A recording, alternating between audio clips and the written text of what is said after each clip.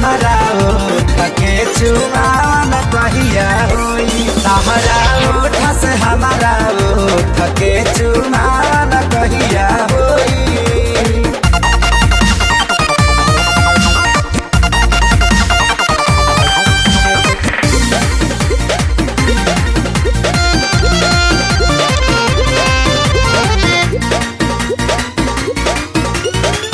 तारा जाई बुरानी हमारा जैसा लइका बीच के दिलवा में फोटो धाला खींच के हो। अभी जवानी 17-18 के बीच के हरिहर करे दौरी सींच के हो।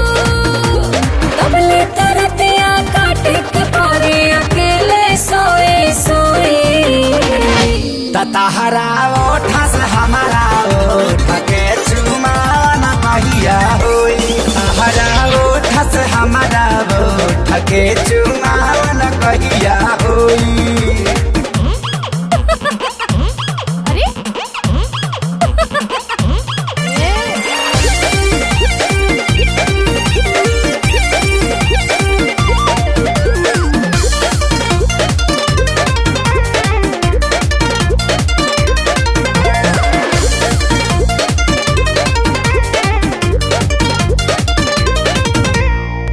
भीतर से लागतारू रानी भले काचा हो।